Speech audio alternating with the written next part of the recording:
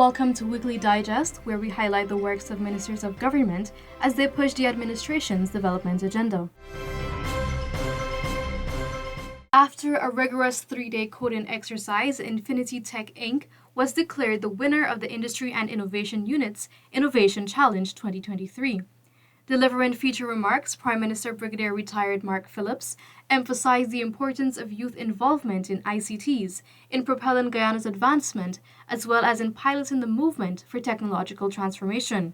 You can contribute to a greater movement in Guyana that our government wholeheartedly supports, and that is using ICTs to transform our lives. Our government is committed to ensuring that ICTs are a part of all sectors in Guyana. We must ensure that our country can leverage the benefits of ICTs and that all persons can access these benefits as part of the fast-paced, technologically driven world in which we exist today. As the Dependents Pension Fund DPS celebrates 100 years in existence, its board of directors and staff were commended for their dedication over the years.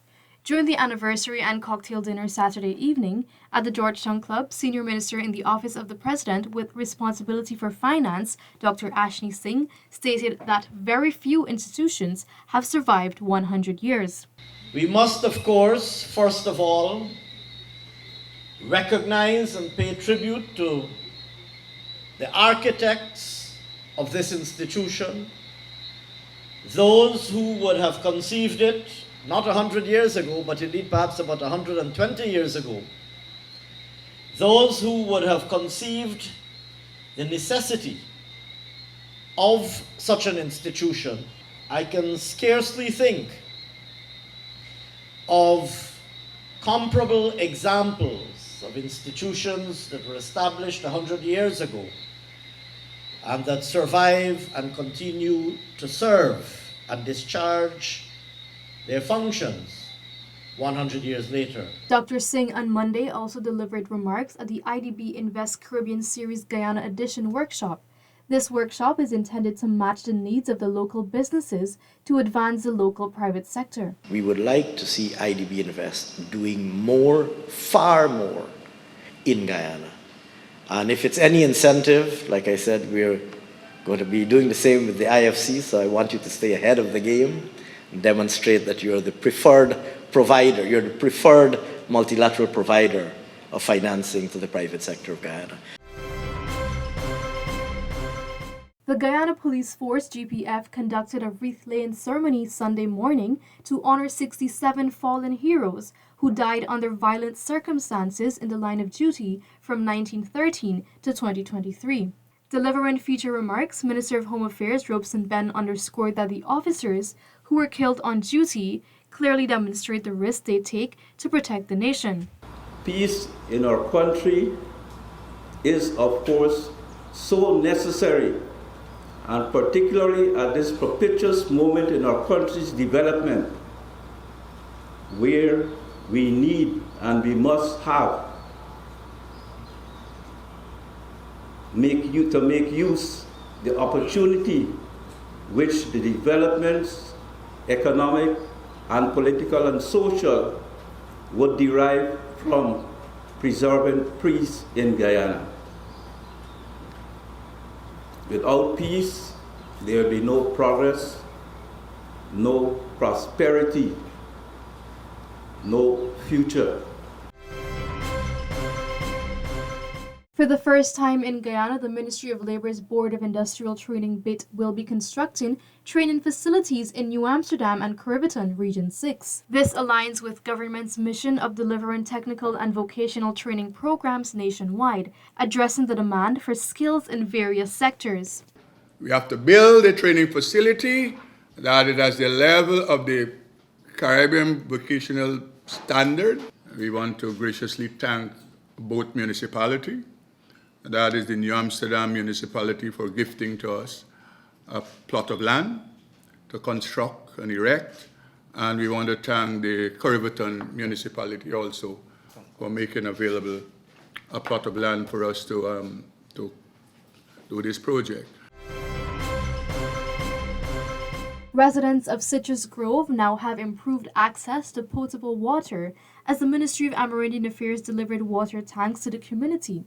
Minister Pauline Sukai reaffirmed government's commitment to improving the lives of every Guyanese, including Amerindians. She reminded that there will be 100% access to potable water by the year 2025. So in the meantime, we have to support the harvesting of rainwater. We have to ensure that the water system expands and that there is reliable source of safe water for our residents.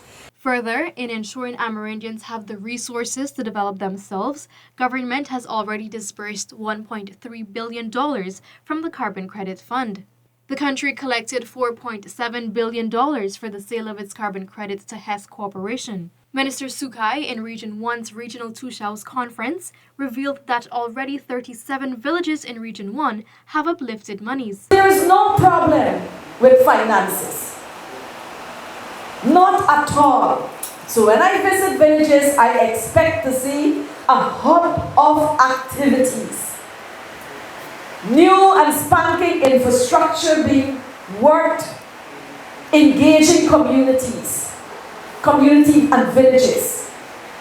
I would like to see women's project on the rise. I would like to see projects related to young people, youth and sports development, a hub of activities.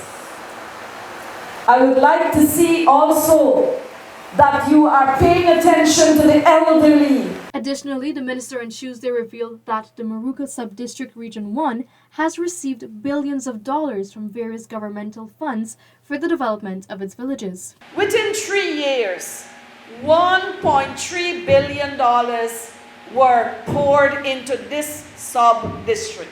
Residents in several satellite villages of Moruca will now find further ease in traveling as buses, tractors, and other equipment were handed over to the villages. Minister Sukai urged Tushaus and other village leaders to heavily invest in their communities with the funds that they receive from government. Investment is so important. Investment to utilize the financial resources provided by the government, utilize it for investment. The NTC conference brings together Amerindian leaders from all 242 villages and communities in Guyana. The one-week conference allows Amerindian leaders to consult directly with the president and his cabinet members on issues affecting their communities. The NTC, we have not set a date as yet. It will be sometime in August of this year. But also, what I want to report to you is that the NTC Secretariat has been completed, and the NTC is in the process, in collaboration with the Ministry of Amerindian Affairs, in furnishing that institution or the facility. Approximately 800 low and moderate income earners received house lots in Luzignan and Two Friends house schemes on the east coast of Demerara. The allocation was done during the Ministry of Housing and Water's Dream Realized activity held at the Arthur Chung Conference Center, Liliendale, on Monday. Our government is about empowering people. We do not believe in keeping people in bondage or have you paying rent for the rest of your life. And we can achieve empowerment through home ownership and land ownership. The East Coast Demerara corridor has witnessed an unprecedented surge in infrastructural development, with significant investments totaling $21 billion. This progress has paved the way for the long-awaited availability of thousands of house lots for Guyanese citizens. So we are very excited about the transformation that is about to take place on the East Coast. I'm particularly excited myself because I have this unique opportunity now to see the transformation from cane field to thriving, sustainable communities. We saw President Ali, when he was minister, do this on the East Bank, and he told us stories about how when he went to see the land that is now Eccles, water was almost to his chest, And that's how difficult the areas where the land was to develop. But yet we were able to conquer that. And now we see examples of thriving housing schemes like Eccles and Diamond on the East Bank. So it's a similar undertaking here on the East Coast. $1 billion in infrastructural works will be executed in Region 9, Upper Takatu, Upper Essequibo, scheduled to be completed by the end of the year. This announcement was made on Tuesday by Minister of Public Works Bishop Juan Edgell during a consultation with various stakeholders at the Regional Democratic Council office in Lethem. He noted that government will continue to modernize and enhance the roadworks in the region.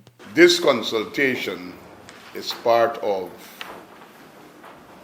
the approach that we are taking, as against just our officers coming to us with roads that needs fixing, or a letter from the mayor and council, or a request from the regional chairman, or somebody writing the president directly, or some business reaching out. What we propose to do is to sit with all of the stakeholders and says, look, development is something that happens in phases. Guyanese residing, traveling, or conducting business between Regions 3 and 4 are advised that the Demerara Harbor Bridge will be closed from the 24th of July at midnight to July 27. The 3-day closure is to facilitate the replacement of the old Span 9. On Wednesday, the Minister of Public Works, Bishop Juan Edgell, spearheaded a public stakeholder meeting at the Umanayana to ensure all needs were addressed. For about 3 days, there will be some interruption. And this stakeholder engagement this afternoon is designed to ensure that at that interruption is prepared for. We address all of the factors that needs to be calculated and worked through to mitigate the fallout from the non-operational hours of the bridge, to ensure that there is public order and that there is safety. During the closure of the bridge, water taxis will operate on a 24-hour basis with no hike in the fares. Both sides of the rivers will be lit to ensure persons can get on and off the boat safely. Police officers will also be present along with a water ambulance. This brings us to the end of this edition of Weekly Digest. For these and other government-related stories, do log on to our website at dpi.gov.gy. Goodbye.